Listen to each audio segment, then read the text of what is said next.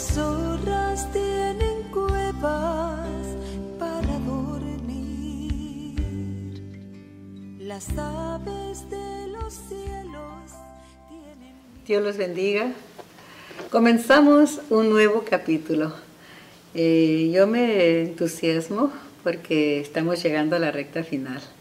Al entrar al capítulo 15 nos va a quedar un solo capítulo y pues el deseo no es solamente enseñar por enseñar y que ya terminamos un libro y que ya lo leí, que ya lo sé y que ya lo escuché, sino la idea y el propósito es que de todo esto el Señor ha permitido que aprendamos pues aplicarlo a nuestra vida. De lo contrario es vano. Veamos el verso 1 y el verso 6 del capítulo 15. La palabra del Señor dice: así que los que somos fuertes debemos soportar las flaquezas de los débiles y no agradarnos a nosotros mismos. Cada uno de nosotros agrade a su prójimo en lo que es bueno, para edificación, porque ni aun Cristo se agradó a sí mismo. Antes bien, como está escrito, los vituperios de los que te vitupereaban cayeron sobre mí. Y eso lo puede usted leer en el Salmo 69, verso 9.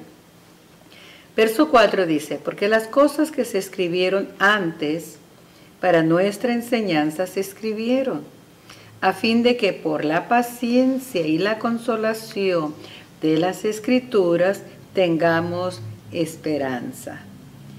Pero el Dios de la paciencia y de la consolación os dé entre vosotros un mismo sentir según Cristo Jesús, para que unánimes a una voz glorifiquéis al Dios y Padre de nuestro Señor Jesucristo. En este capítulo, el capítulo 15, Pablo continúa hablando de los deberes de aquellos que son maduros en la fe hacia los débiles. Aquí dice la flaqueza de los débiles.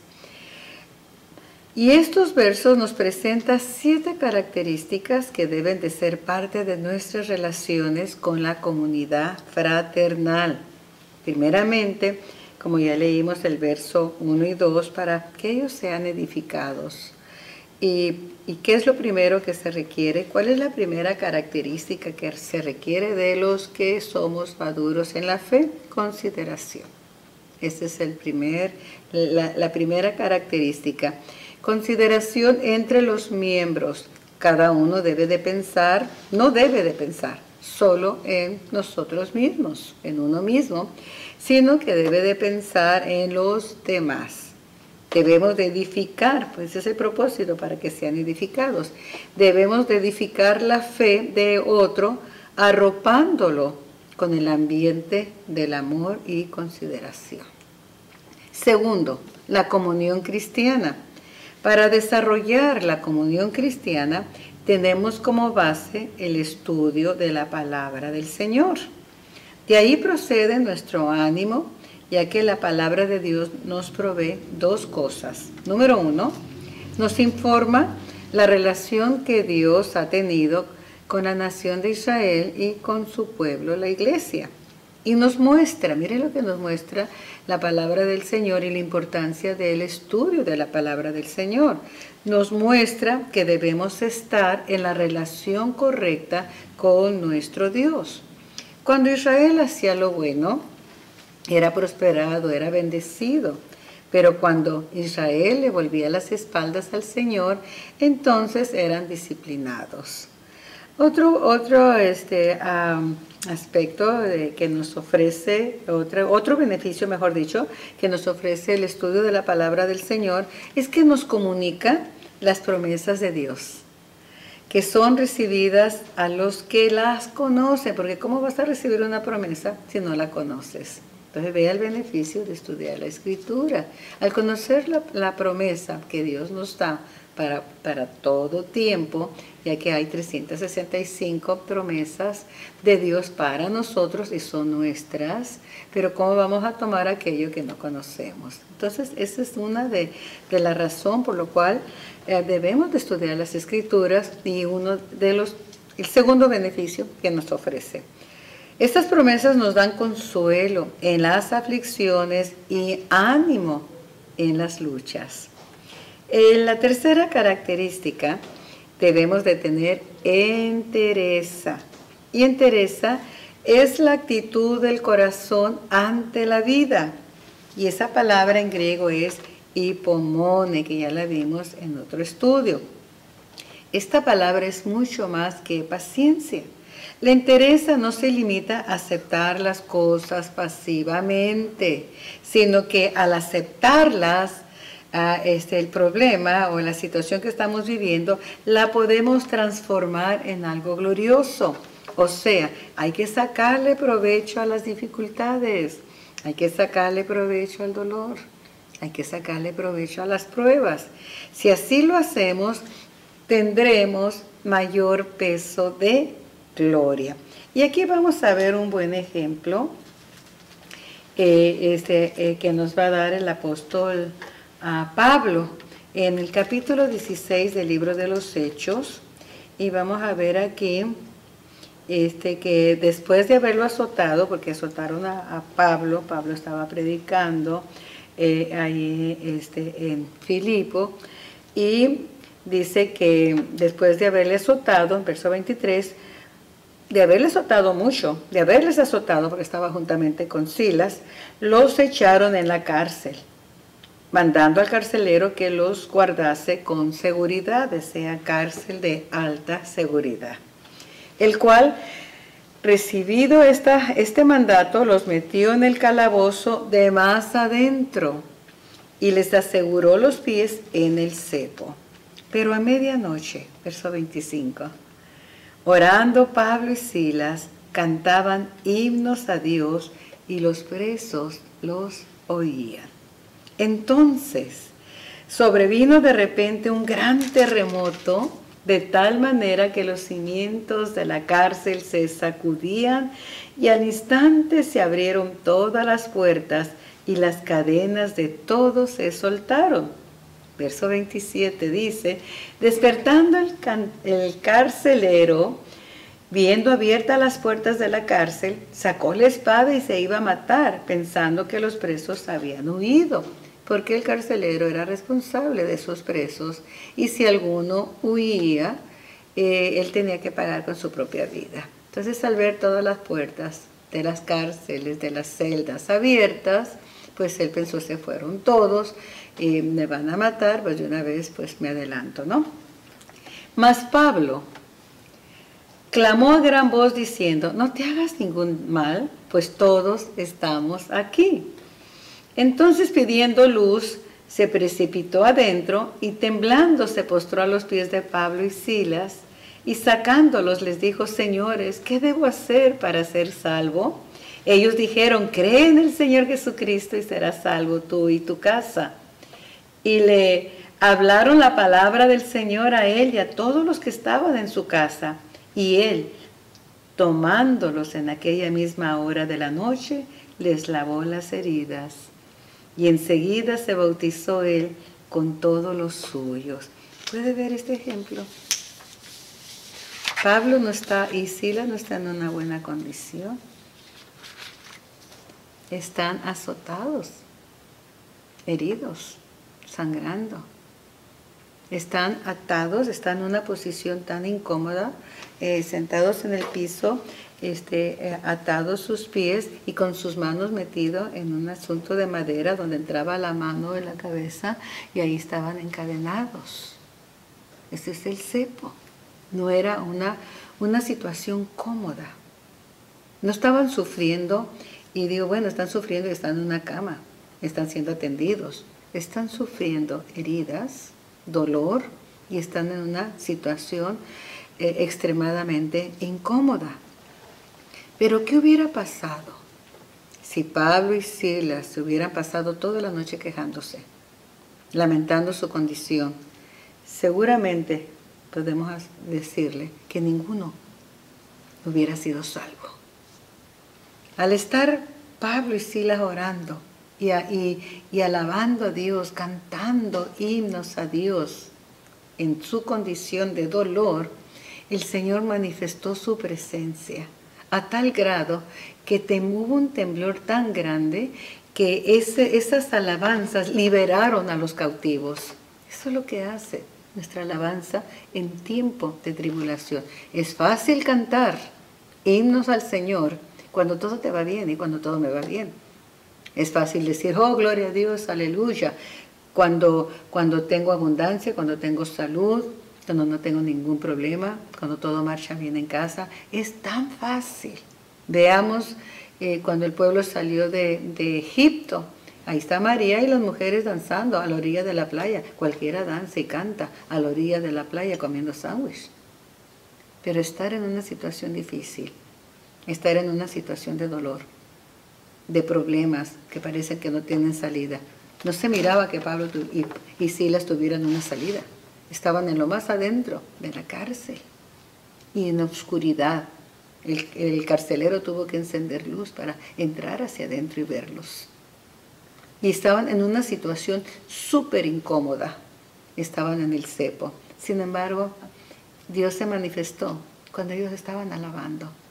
¿Sabe quién se manifiesta cuando nosotros en medio de las pruebas estamos quejándonos? El enemigo, para poner desilusión, para poner amargura, para poner ira, para poner desilusión en contra de Dios porque no me contesta. El único que se va a manifestar ahí es Satanás y sus demonios. Pero cuando un cristiano está en esa situación y alaba a Dios, mire lo que pasa. ¿Sabe qué es el carcelero? Al ver a Pablo, a Silas, con las cadenas rotas en el piso, y todos los demás presos, y todos ahí, porque fue la presencia de Dios. Y la presencia de Dios y la alabanza de un cristiano agradecido con cualquier situación hace que los que están cautivos sean libres. Nosotros nos quejamos porque los hijos están cautivos, porque esto, porque aquello. Y en lo que estamos haciendo, rodeándolos, no del poder de Dios. Nos estamos rodeando del poder negativo de las tinieblas. ¿Se da cuenta? ¡Qué importancia! Hay un libro que les sugiero de Editorial Vida que se llama El Poder de la Alabanza. Y usted se va a quedar asombrado de todo lo que nos perdemos al estar quejándonos cuando todo va mal, cuando nos duele algo, cuando estamos enfermos, y que otra vez esto y que otra vez aquello. Oiga, o escuchémonos, qué negativos, qué cosa más fea, ¿verdad? Pero ve aquí que ninguno hubiera sido salvo. El carcelero fue salvo, toda su casa fue salvo. Él mismo ahí en la misma cárcel, mire, presos en esclavitud, encarcelados, libres a través de la alabanza, y un carcelero, el que los custodiaba, rendido a los pies de Jesús, ahí estaba ante Pablo. ¿Qué tengo que hacer para ser salvo? Atraído por el poder de Dios. No vamos a traer a ninguno a Cristo si seguimos con nuestras quejas y nuestros lamentos. Porque ¿qué les estamos mostrando? ¿Sabe qué dirían ellos? Pues ¿qué nos ofrece esto? Están tan amolados como nosotros, no tienen nada que ofrecernos. ¿Para qué hacernos cristianos? ¿Para qué ir a la iglesia? ¿Para qué estudiar las Escrituras? Si estos que la conocen se la pasan la vida quejándose. ¿Se da cuenta de lo que perdemos? Nosotros mismos perdemos ese poder glorioso, ese mayor peso de gloria, quejándonos en nuestras aflicciones y tribulaciones. Cuarto, una de las cuartas características que todo cristiano debemos de tener es la esperanza. El cristiano debe ser siempre optimista y nunca pesimista. Vamos a ver qué es el pesimismo para poder entenderlo. Es la tendencia, escuche porque es una tendencia, a ver y a juzgar las cosas desde un punto de vista negativo. Es la persona negativa, fatalista, quejumbrosa, que solamente está enfocada en la derrota, y por lo general son personas depresivas y tóxicas. Usted se sienta junto a una persona negativa, usted al rato es una persona negativa. Yo siempre les digo, si usted ve un cristiano ahí, usted llegó con mucho entusiasmo a alabar al Señor y ve uno que está así, que de capa caída, muévase de silla.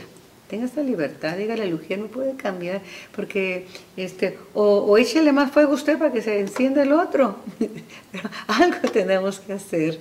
¿Por qué? Porque eso se contagia, es tóxico, hace daño.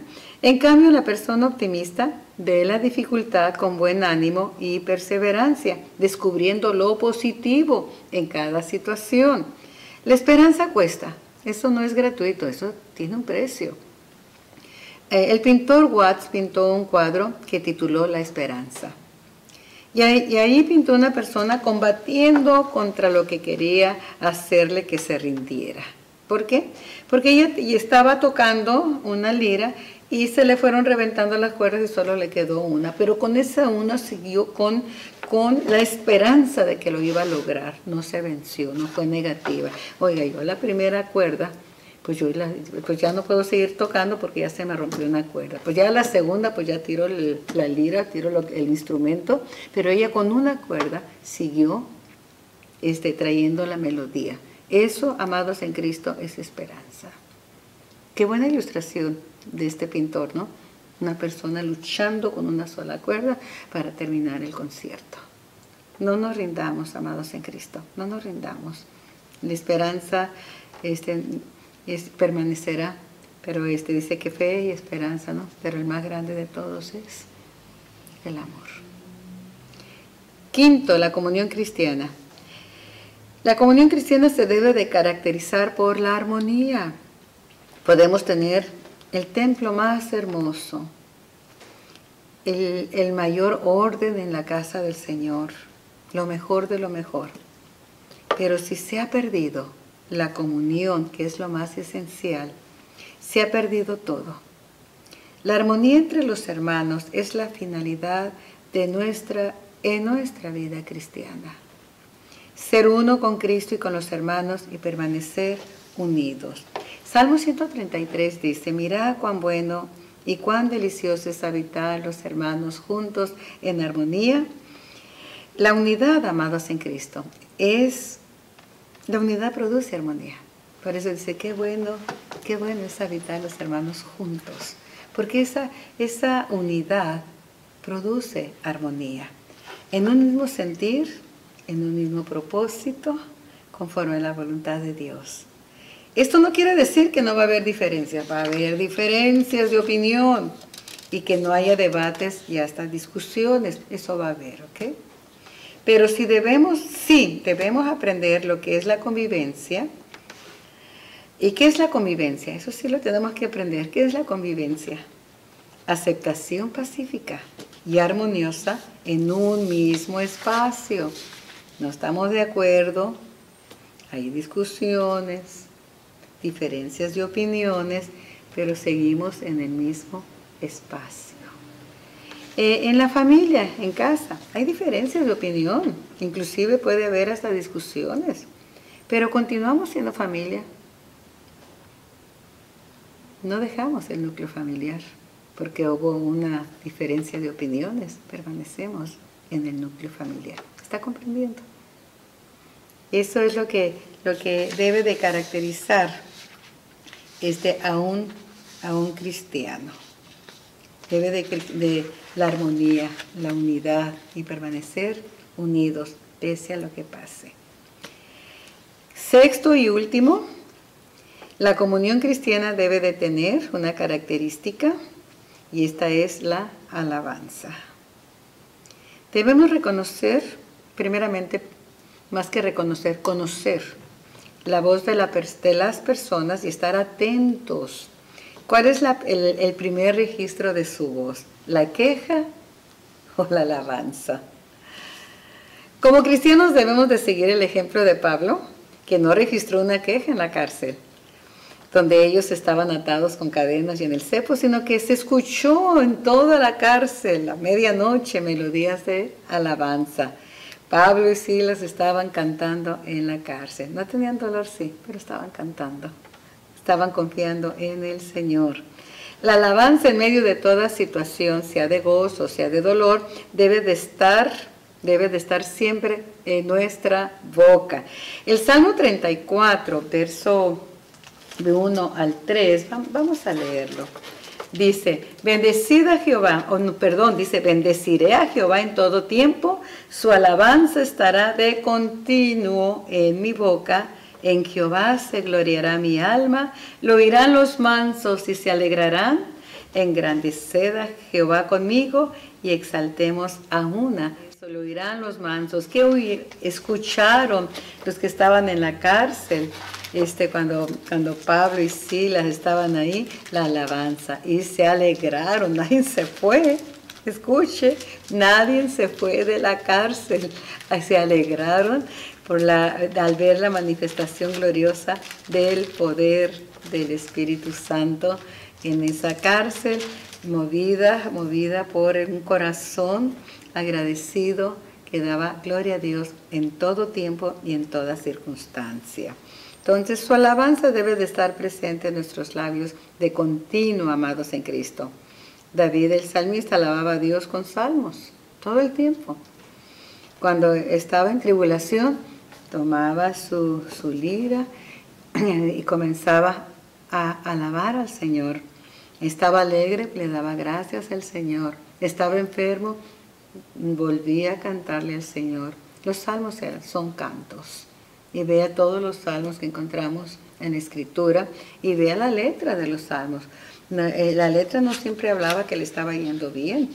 Casi la mayoría de los salmos era que estaba en alguna tribulación. Así que tomemos ese ejemplo. El cristiano maduro sabe que todas las cosas que nos ocurren obran para bien.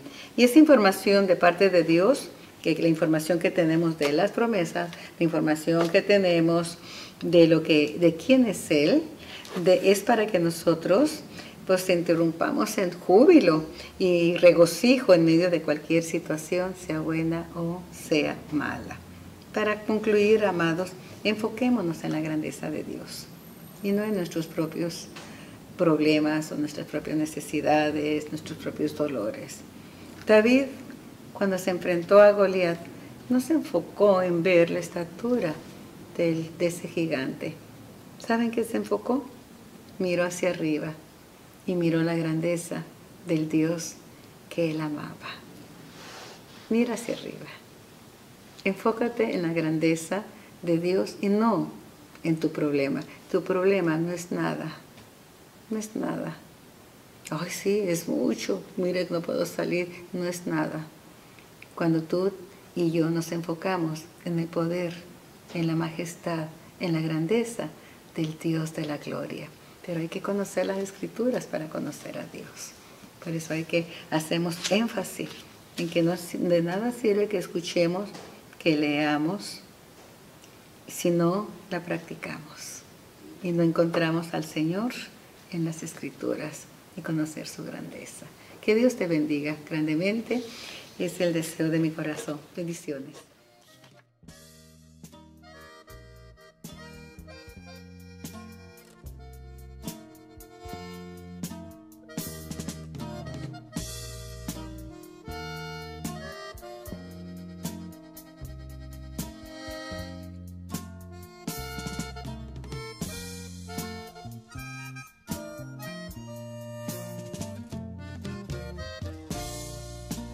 Un día orando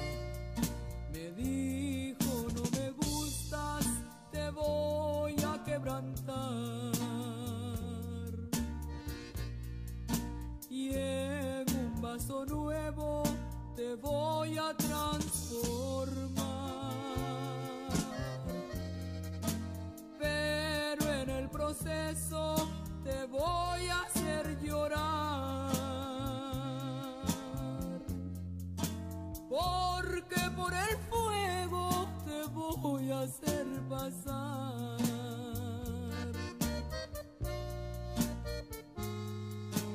Quiero una sonrisa cuando todo va mal.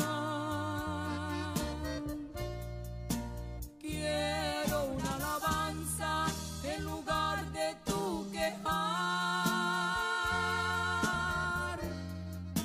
Quiero tu confianza en la tempestad. Y quiero que aprendas también a perdonar.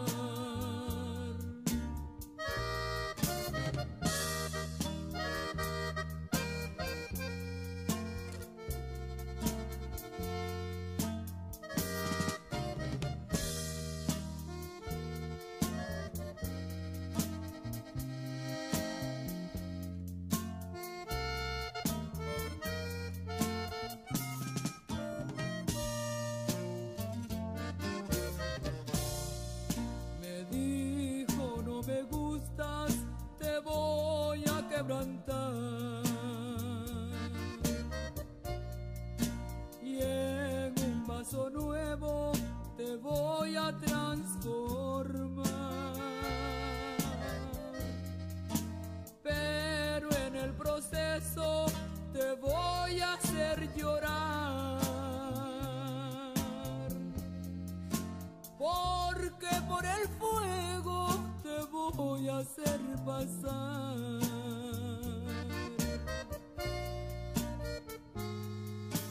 Quiero una sonrisa cuando todo va mal. Quiero una alabanza en lugar de tu quejar. Quiero tu confianza en la tempestad. Y quiero que aprendas también a perdonar.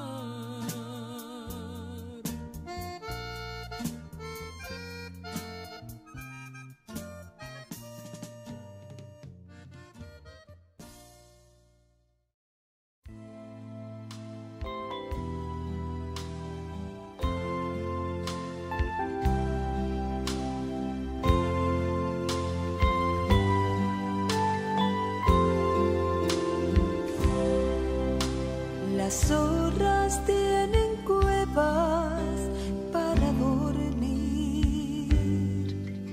Las aves de los cielos tienen nidos, mas